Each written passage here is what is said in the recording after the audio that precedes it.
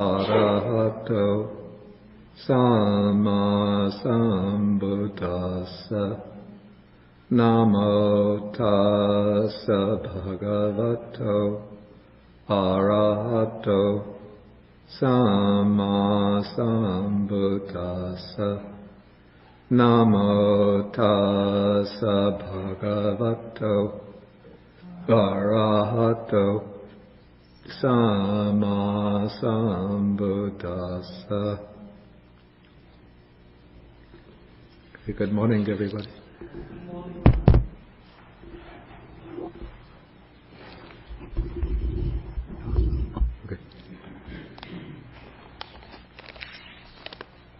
Okay, today we will be taking a sutta called the Anumana Sutta.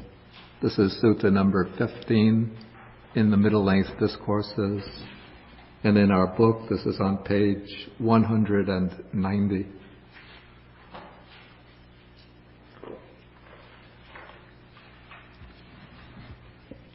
And this is a sutta which is spoken not by the Buddha himself, but by the venerable Mahā Moggallāna.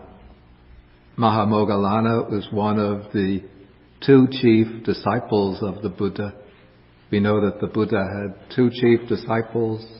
The number one disciple was Venerable Sariputta, who is the foremost in paññā, that is the exercise of wisdom.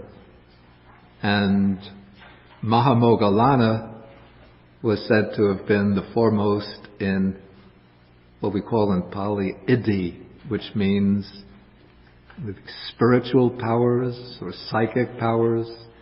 I think we came across these a couple of weeks ago. These are like the powers to fly through the air, sink into the earth, walk on water, travel through walls and mountains, and travel over vast distances just with the blink of an eye. But besides being an expert in the use of the psychic powers, Mahā Moggallāna also gave very inspiring and uplifting discourses to the monks, which deal simply with different aspects of spiritual training, not instructions on how to develop psychic powers. So if any of you are keen on developing psychic powers, the discourses of Moggallāna in the Sutta Pitaka are not going to be very helpful.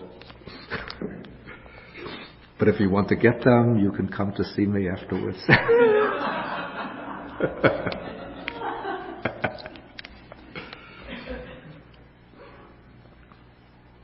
Okay, and then the theme of this discourse is on, you could say that it has several interwoven themes, but a key theme is knowing oneself, knowing the defilements in one's mind, and making the effort to overcome them. And what's the types of defilements that are mentioned here, and this is quite important, is they are those defilements which play a critical role in preventing the achievement of harmony and cooperation in a group. That is, we can say it's those defilements which are obstacles to the communal harmony of the Sangha. The Buddha and Mahā Moggallāna teaches them with specific reference to the monastic Sangha. But we can say that these defilements are obstructions to the harmony of any group of people who come together for a common purpose. Whenever people come together for a common aim, they have to work together in harmony. And this means that each one has to take the responsibility for subduing within his or her own mind those quite natural human motivations, those quite human drives which tend to disrupt the harmony of the group and to produce conflict, divisions, and the formation of antagonistic factions.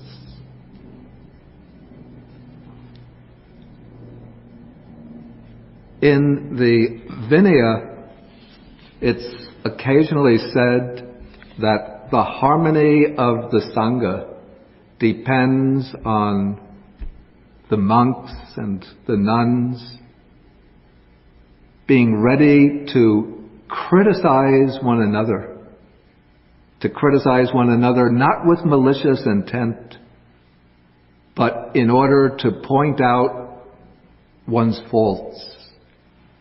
And then when they point out the faults, it also has to be done with the intention of helping one to emerge from these faults, to, we could say, to rehabilitate oneself, to uplift oneself. And so because the spiritual development of the individual within the community depends on this process of mutual admonition, or mutual correction, and mutual rehabilitation, we have a particular stress in the Buddha's teachings on overcoming one particular fault and developing a particular virtue or good quality. This fault is in Pali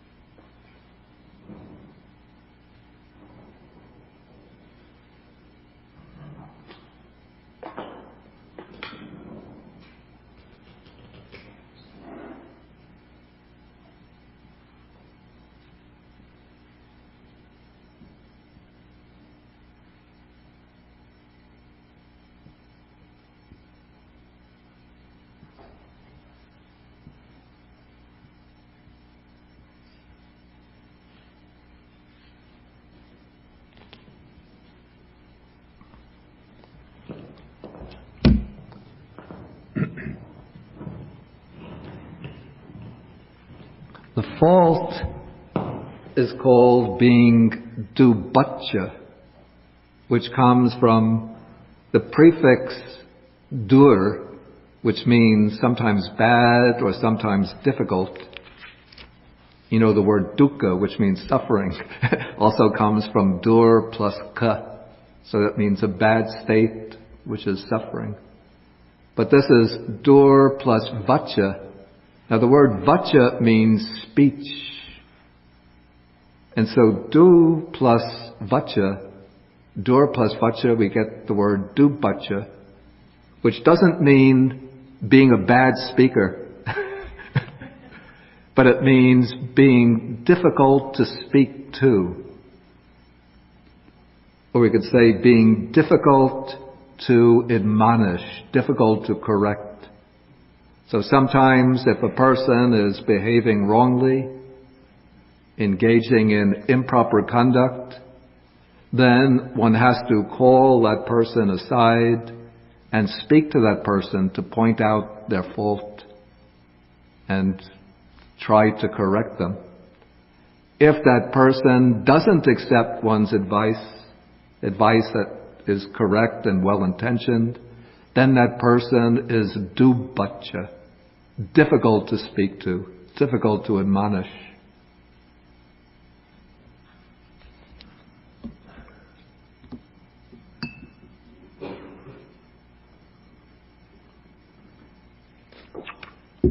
I used to know a person like that who has really had that fault some 35 years ago. He was an American who became a Buddhist monk. And he went to Sri Lanka. And it really took him a long time to deal with that fault. But people can change. Okay, the opposite of that is suvacha, which it has the prefix su, which means good or easy, plus vacha meaning speech. And we get this word in the famous Metta Sutta, this discourse on loving kindness. It comes suvacho, chasamudu, and atimani. And I've seen people who know Pali really well sometimes translate this word in the Metta Sutta. He is of gentle speech.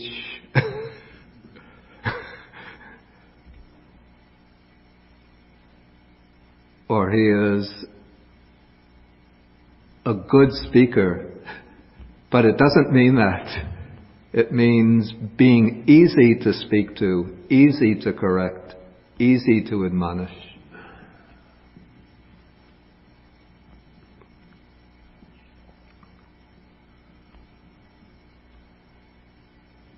Okay, now Moggallāna is going to deal here with a particular problem that arises from these two qualities.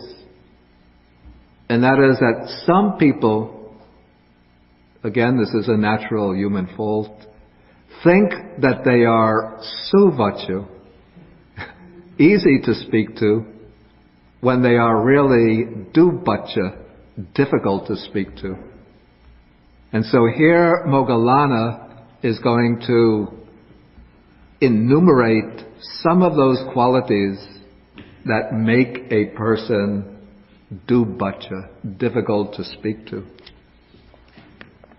So he starts off, first he calls the attention of the monks, then he says, even though a bhikkhu, a monk, asks thus,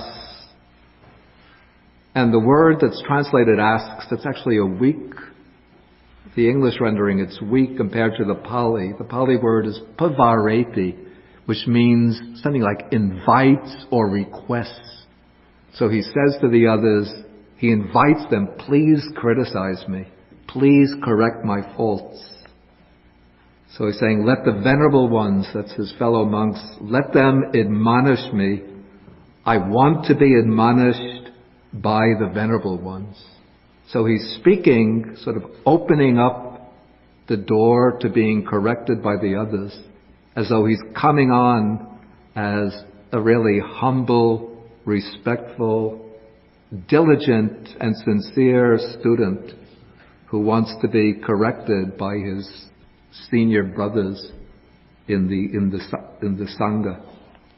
Okay, so even though he speaks thus, he might still be difficult to admonish, and he might have qualities that make him difficult to admonish. He might be impatient, and he does not take instruction or guidance rightly. Okay, so in that case, then his fellow monks will think, this person shouldn't be instructed or shouldn't be admonished. He shouldn't be instructed. And we should consider him as a person who's not trustworthy. Or maybe better, a person with whom we shouldn't become close and intimate.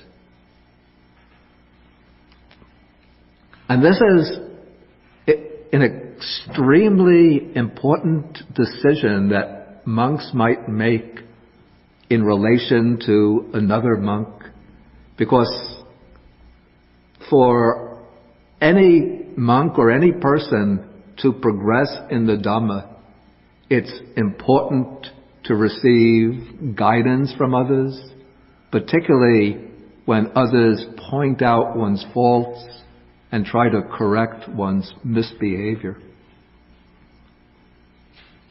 And so if one is going to really make progress, then one needs people more experienced, more knowledgeable, when they see you do something wrong, to correct what you're doing. And when they see that there are things you don't know, to give you instruction. And so if the monks decide with regard to this person, we're not going to admonish him, we're not going to instruct him, then that person won't have much chance of making progress in the spiritual life. The Buddha calls this capital punishment in the discipline of the noble ones. There's a sutta, little sutta that comes in the Anguttara Nikaya, where the Buddha asks a horse trainer how he trains the horse, and then the horse trainer says, sometimes I train the horse by harsh treatment, sometimes by prodding him or by enticing him with a reward. Sometimes I have to use both. Then the Buddha says, and what do you do when none of these methods work with the horse? Then the horse trainer says, then I kill him. It sounds a little strong. Then the horse trainer says to the Buddha, and when you get a disciple, how do you train him? Then the Buddha says, sometimes I train him with rough treatment.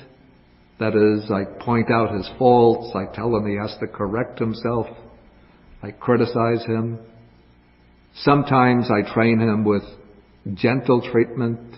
I point out the benefits of observing the discipline, the benefits of the practice. In that way I encourage him. Sometimes I have to use a combination of both, and sometimes I have to use a combination of both. Then the horse trainer says, and what do you do if the disciple doesn't respond to any of these methods of training? Then the Buddha says, in that case, I kill him. Then the horse trainer says, but you're the great teacher. Certainly you don't take the life of one of your disciples. You don't take the life even of an insect. How can you take the life of one of your disciples? Then the Buddha says, if I have a disciple who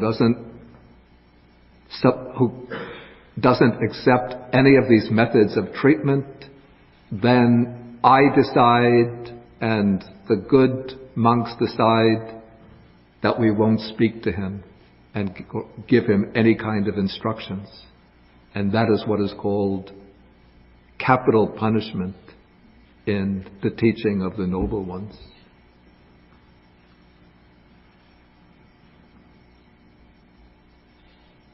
Okay, so now Moggallāna raises the question, what are the qualities that make him difficult to admonish? And I have to say that even though Moggallāna here is speaking to the monks about a monk within the order, we should recognize that, as I said earlier, that all of these qualities are relevant to any attempt to live together in a community, to live harmoniously in a community and to function in harmony for some common purpose.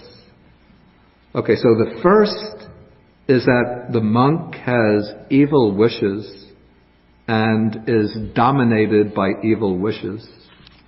And if you want some examples of what is meant by evil wishes, then we find some mentioned in Sutta number 5.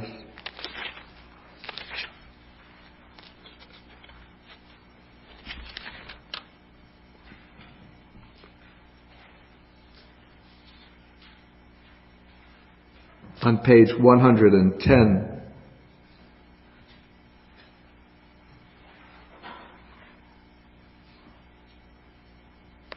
He says,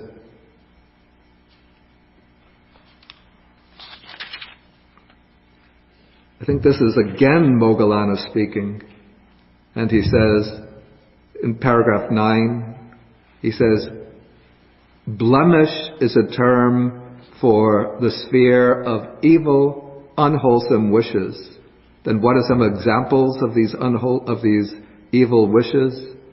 Here, if a monk commits an offense, that's breaking some of the rules, then he has the wish, let the other monks not know that I've broken the rule. If he breaks the rule and the other monks know about it, he wants them to admonish him privately, not in the midst of the Sangha.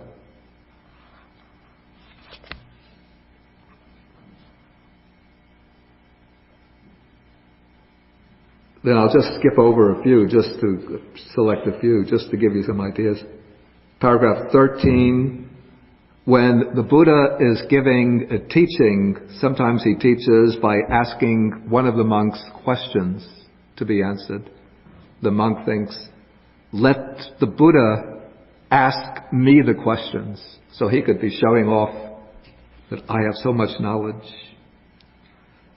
Okay, 14. When the monks are going on alms round in the village, let them put me in the first place or somewhere forward in the line, not in the back. And when they're assigning seats, let me get a good seat or the best water, the best food. When it's the turn to give the blessing after the meal, may I be the one who's selected to give the blessing, not some other monks, and so on. Paragraphs 21, 24. Oh, let it be the case that the monks, nuns, men lay followers, women lay followers, honor, respect, revere, and venerate me, not some other monk. So you could say that all of these are, you could say, ego-centered wishes. Let me be number one, the superstar, the one who stands out, not somebody else.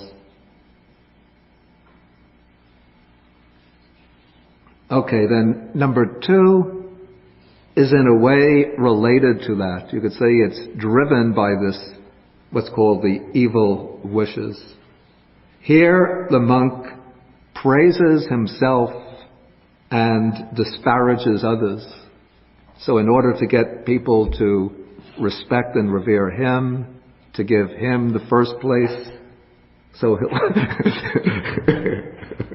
he'll praise himself and disparage others.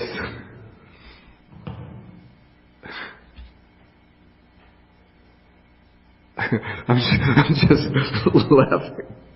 Because I think this must have been about 2 years ago, there came a monk from India to Twangyan Monastery, and he was sitting with me in the dining hall.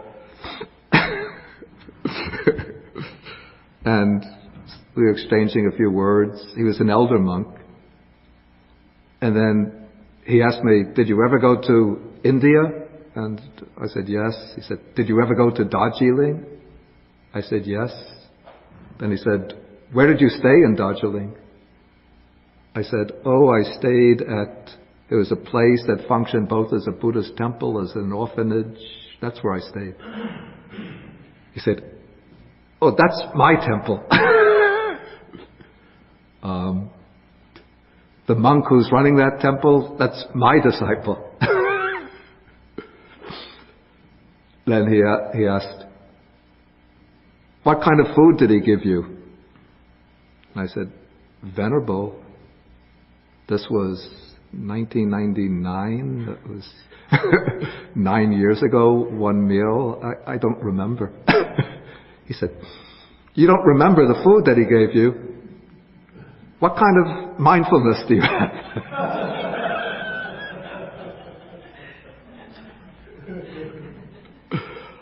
I remember every meal that I've ever been given.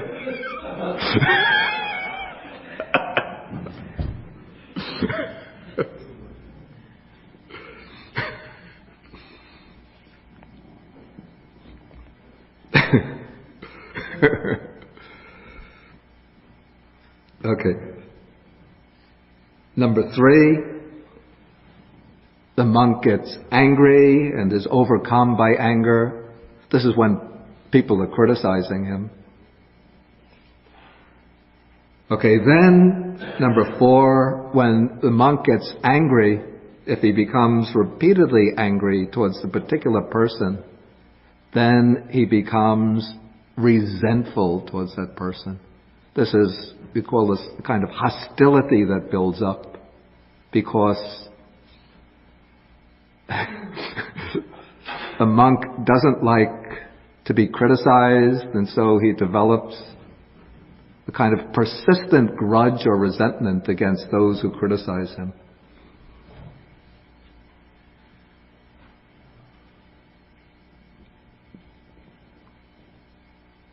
Okay, then, number 5, when the monk is angry, then he becomes, it's said, stubborn because of anger. This seems to imply that he becomes persistent in his misbehavior, and he seems to be trying to ward off any attempts to criticize him. So he just hangs on to his fault and refuses to admit that he's wrong, that he did something wrong.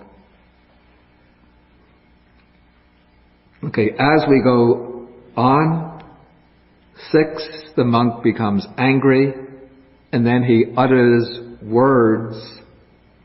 He uses the expression bordering on anger.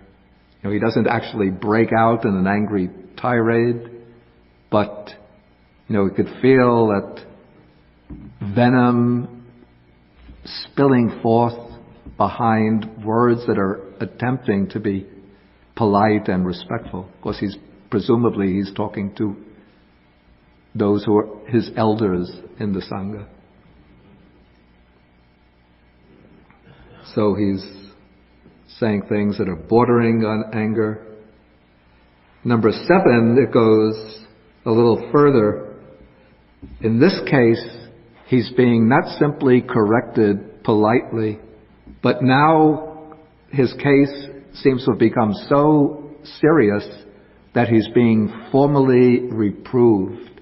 This means that the Sangha has met as a group in order to deal with his specific case.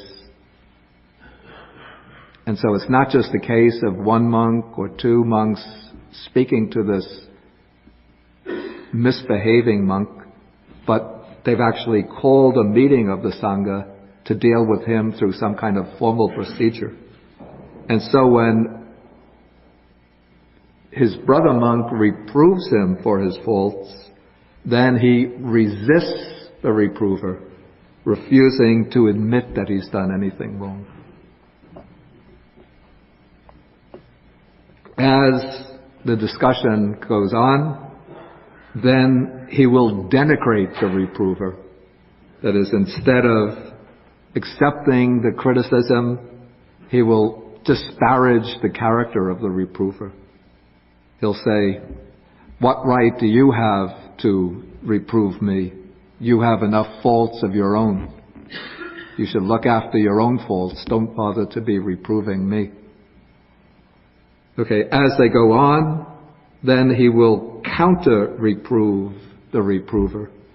This means that he will start mentioning specific faults that his critic has committed.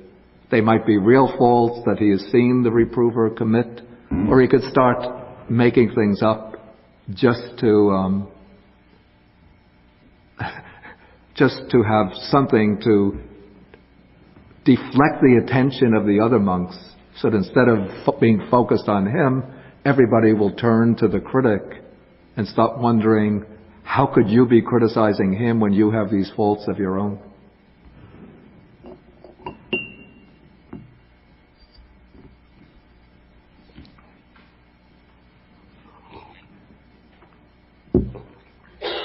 Okay, then, number 10, the monk is reproved, and instead of admitting his faults, his misconduct, he prevaricates.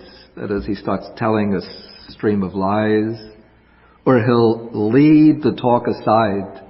That is, he'll bring up some other topic trying to distract the discussion.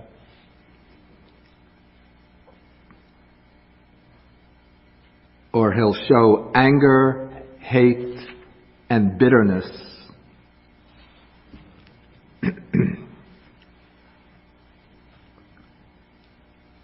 Number 11, when the monk is reproved, then he fails to account for his conduct. I don't really know what this specifically means, apart from what's already been said. It seems almost just to be summing up the points that have already been covered. Okay, 12. Now we come to a list of inner characteristics, inner qualities, rather than modes of reacting to criticism. So these are the inner qualities that make one resistant to accept instruction and correction.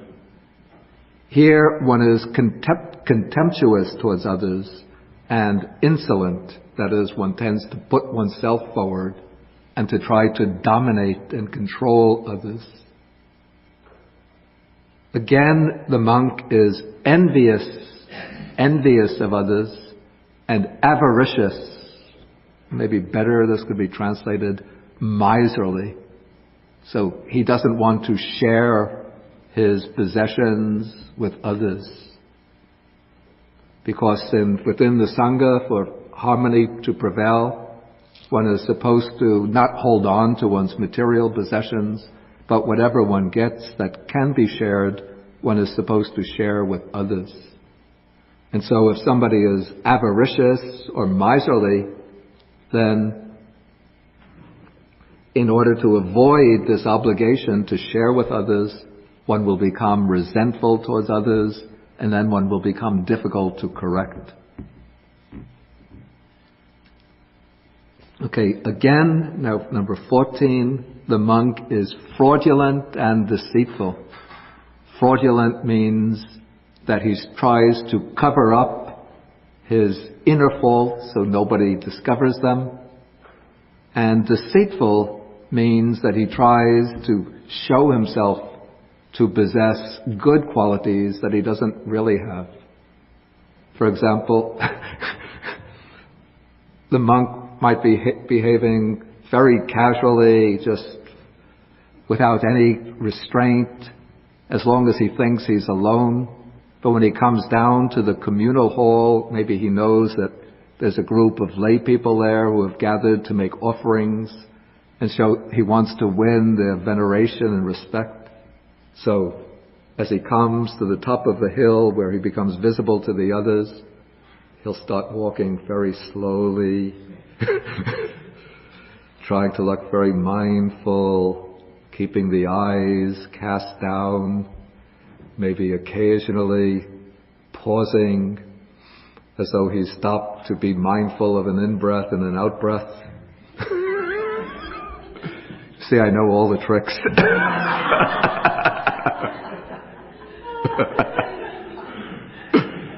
When he gets to a seat, instead of just flopping down in the seat, he'll pause so that lay people who are watching, they'll know, he stopped to be mindful of standing. He's thinking, I'm going to sit. Oh, our venerable one is so mindful and fully aware. We will make abundant offerings to him. And after he sits,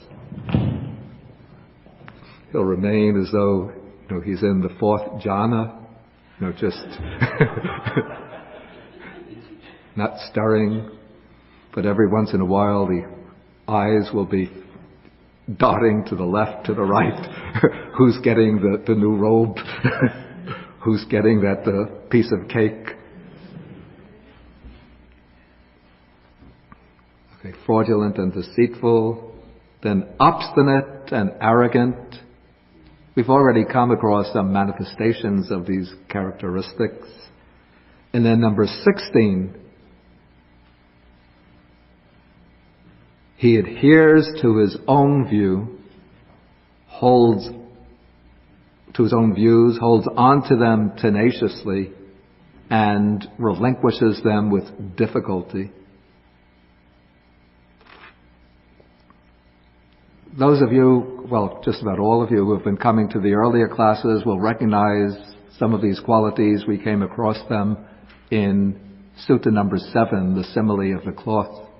And you still will have the sheet that I gave out when we took that sutta, where I gave the explanations of these particular faults that come from the Abhidharma and the commentaries.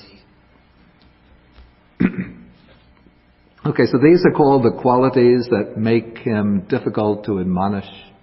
If anybody has any questions on these, and at this point, just feel welcome to ask. Nina, yeah. Wait, he's going to be giving you the floating microphone.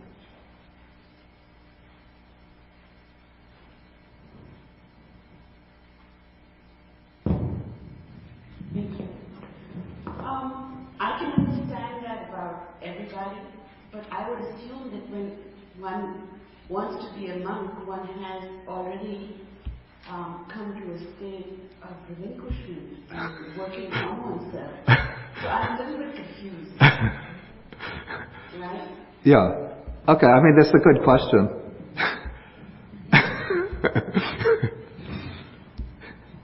Don't travel to any Asian Buddhist country, please.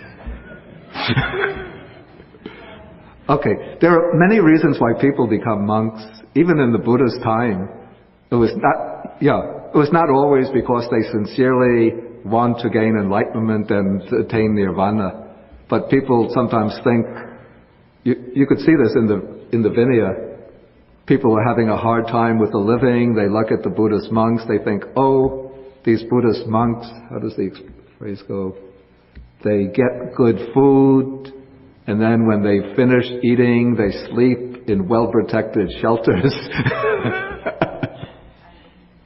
And they don't have to struggle for a living. Let me go forth amongst the followers of the Buddha. Or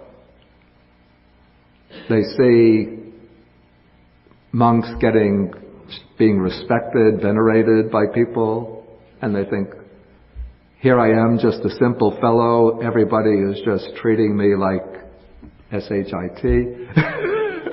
If I go forth amongst the Buddhist monks, I'll be respected, venerated, and esteemed. So let me go forth. So there are many reasons why people get ordained. Oh.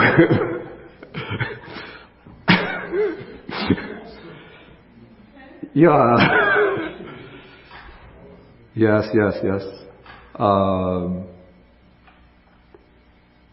I don't want to say too much. And also it happens with those who sometimes go forth, become ordained with good and sincere motivation, but human faults are very, very stubborn, very difficult to overcome. So sometimes qualities that are lying dormant in a person's character, when they get into a situation, certain situations, these are causes and conditions, those qualities come to manifestation. The Buddha, he uses a simile, I think with reference to India in that time. He says it's like the bride who newly comes to her husband's home. Of course, in India, when a woman gets married, she goes to live in the extended family of her husband. And so when she first arrives, she's very humble, very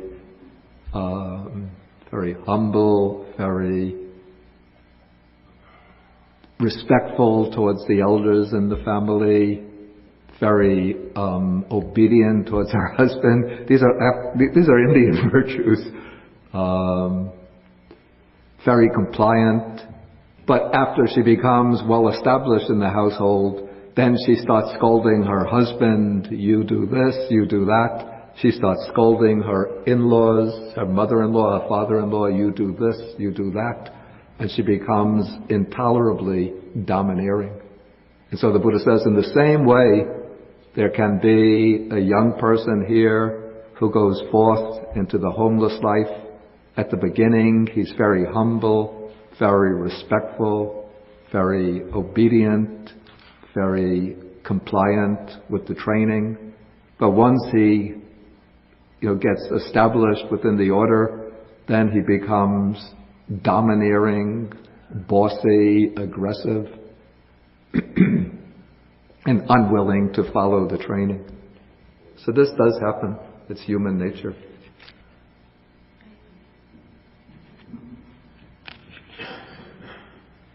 Any additional questions? Okay, then we'll go on. Okay, this is the way I see major sections, the way to divide the sutta into several major sections. What we've covered up to now, excuse me,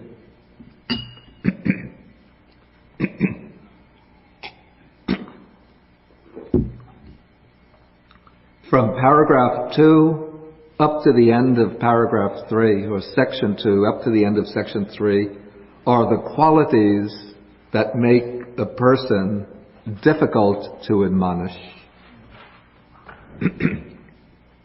Now we have the converse, what I would call section 2, the qualities that make the person easy to admonish.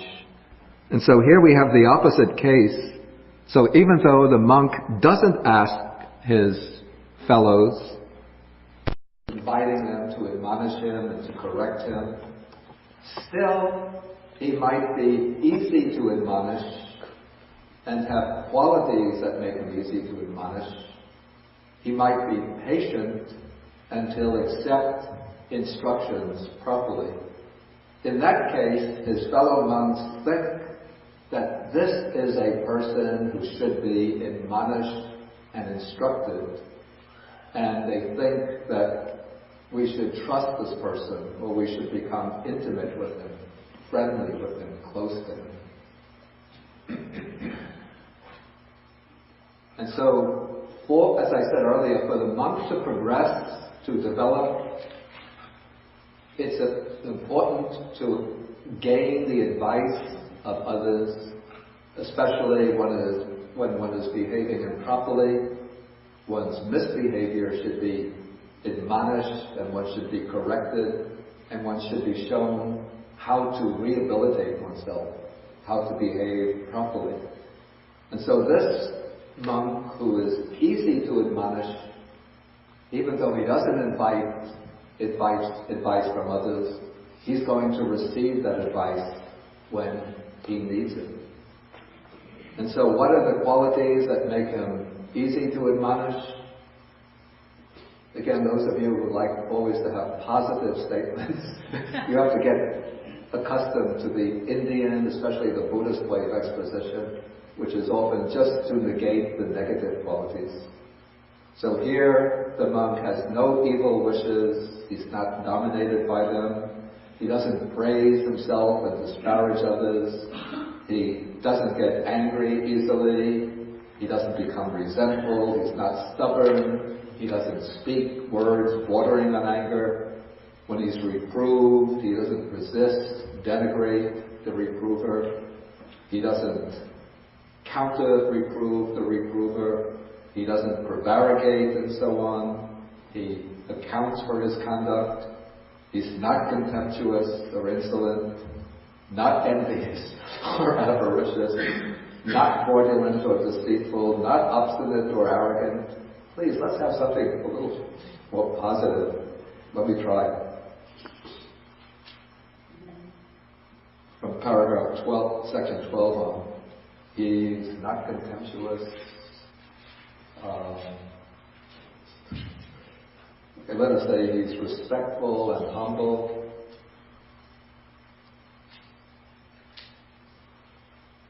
He's, what do you call this? Instead of being envious, he's empathetic. When others, is that a legitimate word? When others get certain benefits, certain honors. He doesn't envy them, but he rejoices in their achievements. He's not avaricious, so whenever he gets material gains, he's willing to share them with others. If he has some knowledge, he's willing to share it with others.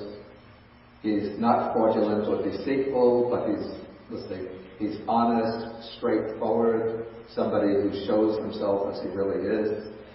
He's not obstinate or arrogant, but he's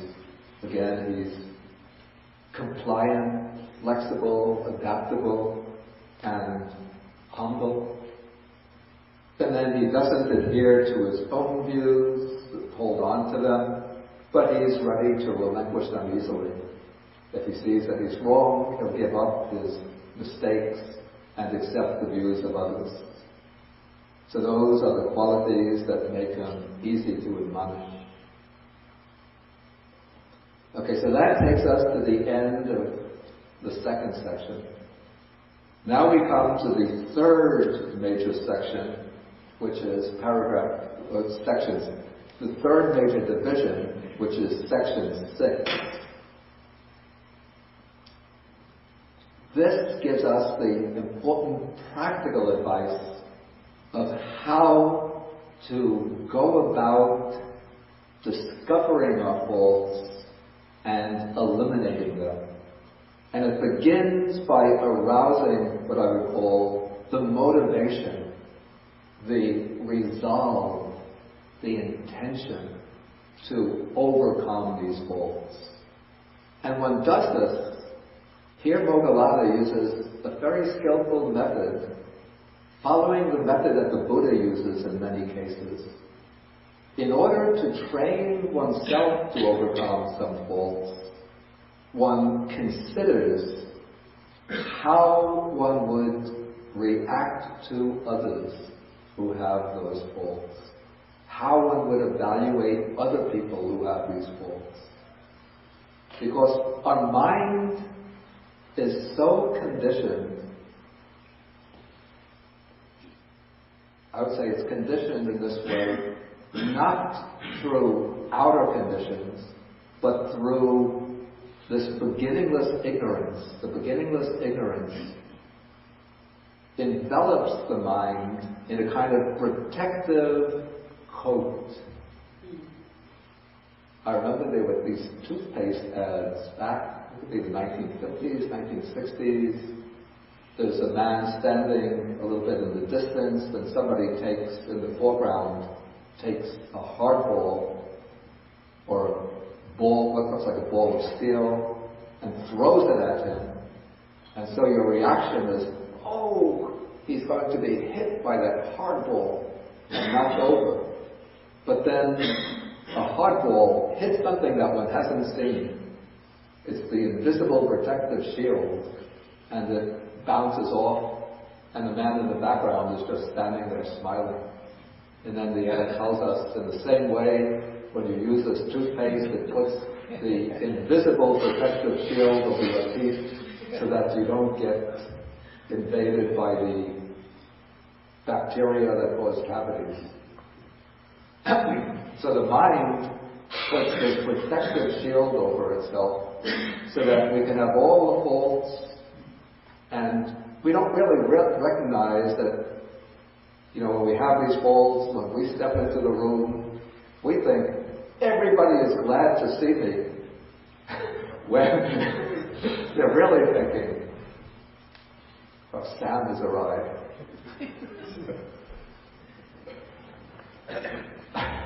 Let's see, what time is it now? Oh, didn't I have some appointment in 10 minutes? Oh, excuse me, Sam, I was just on the verge of leaving. So we have this protective shield which hides our faults from ourselves. And in order to sort of break through that protective shield, we have to consider what would we think of other people who behave in the same way as I do, who act the way I'm acting. And when we reflect in this way, then we would see that we would consider this person to be displeasing and disagreeable to us. And so then what we do is we sort of step outside ourselves in order to look at the world from, no, let's put it this way. What we've done first is to look at another person, then we use our view of that person as a way to step outside of ourselves and put ourselves into that person's position, looking back at ourselves. And we see that if we have those faults, that person would regard us as displeasing and disagreeable. And so then we have to determine that we're not going to allow those types of faults to arise within ourselves. And if we have them, then we will get rid of them. And so when we do this, then the text says, a bhikkhu who knows this should arouse his mind thus. I shall not have evil wishes and I shall not be dominated by evil wishes.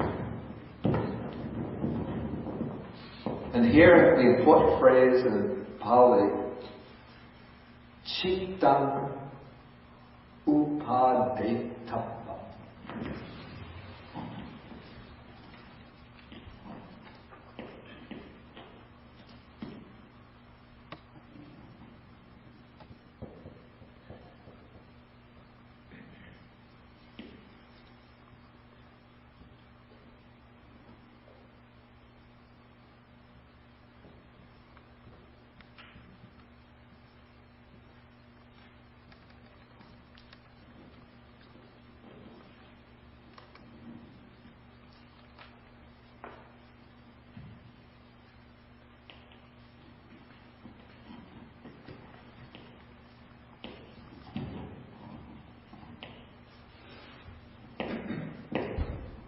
Says the mind should be aroused. What's meant is that one should give rise to the determination or the resolution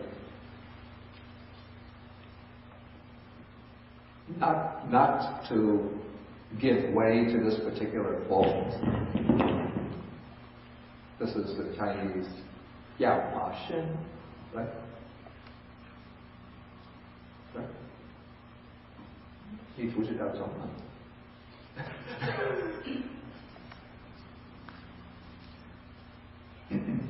Okay.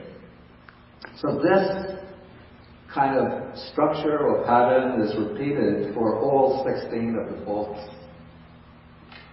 So we don't have to go through them one by one, it's just the same thing. But in each case, one arouses the mind, generates the intention or the resolve not to give way to that fault.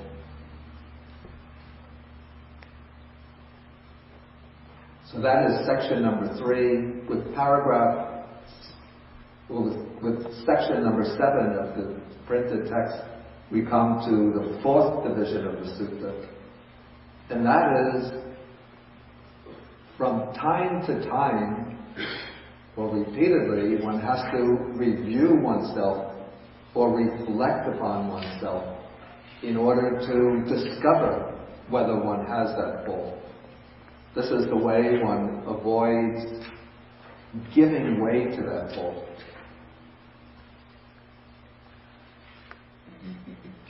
And so one reviews oneself, and here the key word, Pali word is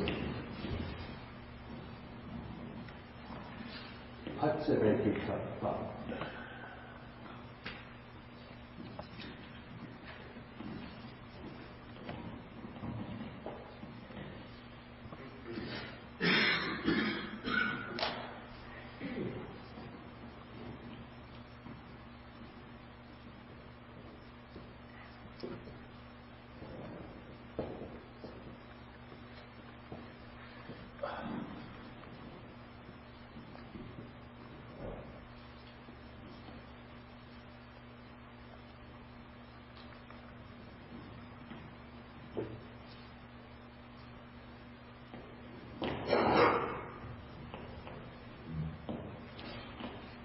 So one should review oneself or reflect upon one's own mind, one's own thoughts, one's own actions,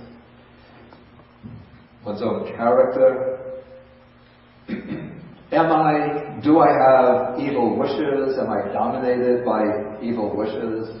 By this wish to be admired, recognized, put in the best seat, the best food, to get a special position and so on.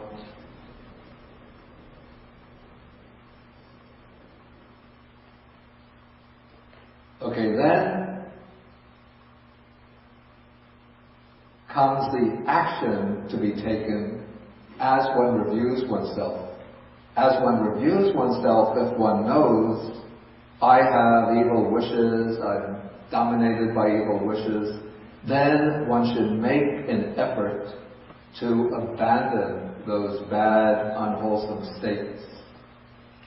But if, when one reviews oneself, one knows I have no evil wishes, and so on, then one can abide happy and glad, training day and night in wholesome states. And then this is repeated for all of the corruptions or the faults from number 2 to 16.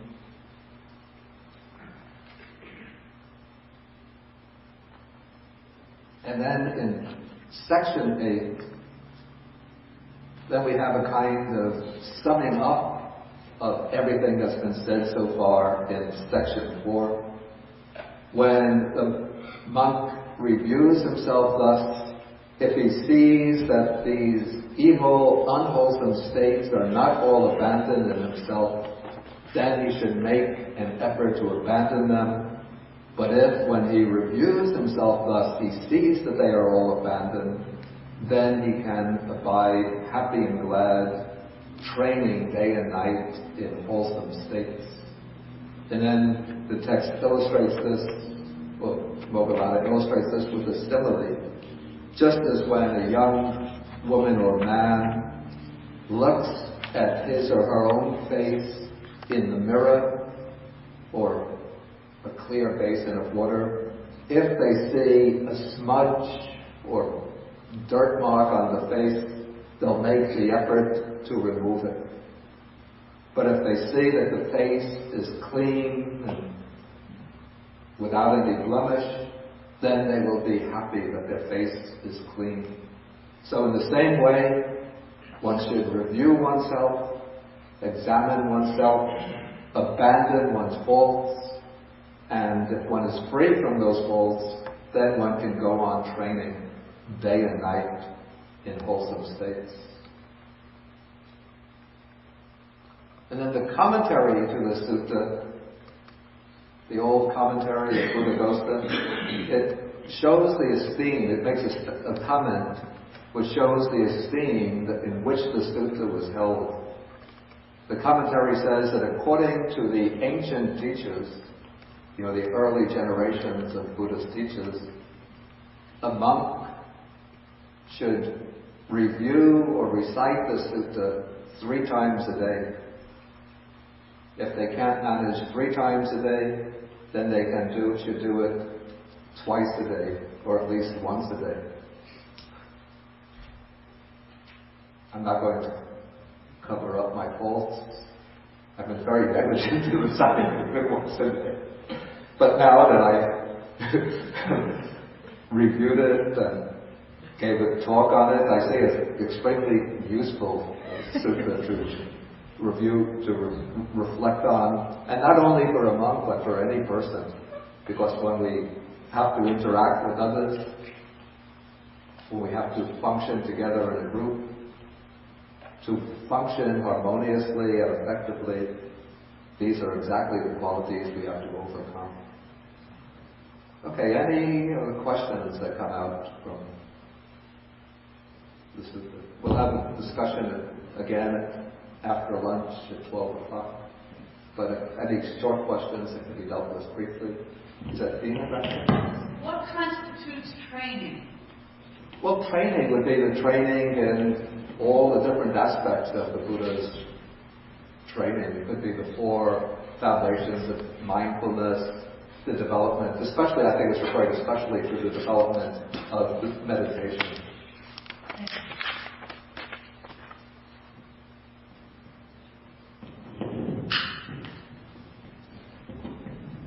Okay, knock me away. Knock away.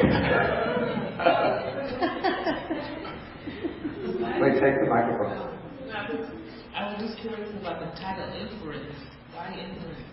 Yeah, Inference is used as the title because, I should have pointed this out.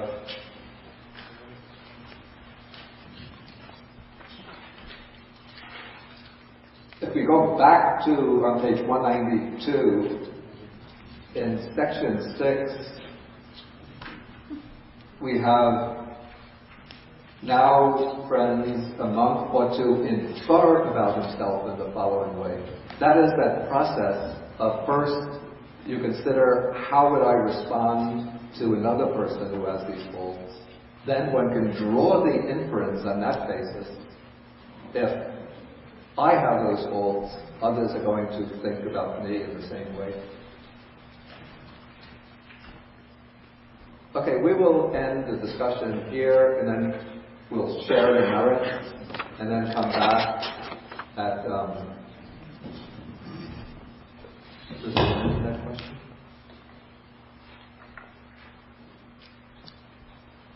Okay, this is an important question. Okay, what if the reprover, perhaps out of envy or some other malicious purpose, admonishes a blameless person? How should the blameless person respond? Should he keep silent? Should he walk away and abandon the accuser? Or should he counter-reprove? In a situation where a blameless person is being reproved, certainly is being reproved unjustifiably, certainly he is entitled to defend himself and to call on others who might be able to serve as witnesses to his good character. Only in a case where repeated attempts don't bring success to exonerate himself, if he sees everybody is sort of still holding him responsible, then he can keep silent. And if he sees that they're all motivated by some kind of malicious intent, then he should leave that particular sangha and join some other sangha. I mean, I don't mean a non-Buddha sangha, but he should leave that community and join some. He should realize that this is a community which is driven by evil motives, and so he'll leave them behind and go and join some other community. Okay, we end with the sharing of the merits, and today let us especially again direct the sharing of these merits to the people of Haiti.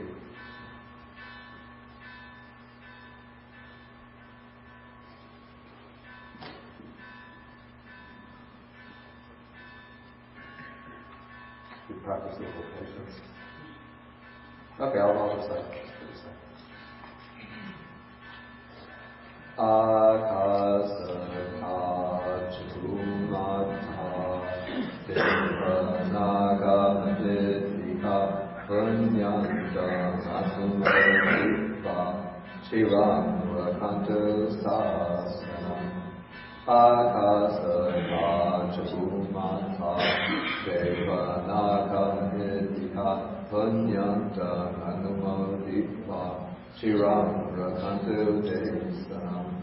Akasata Chagumata Deva Naga Nidika Punyantam Anumodipa Chiram Rakantu Mankaram Eta Pataja Hehi Sampadam Punya Sampadam Sabbe Devanumodantu Sabba Sampati Siddhya Sabbe Bhutanumodantu Sabba Sampati Siddhya Sabbe Sattvanumodantu Sabba Sampati Siddhya.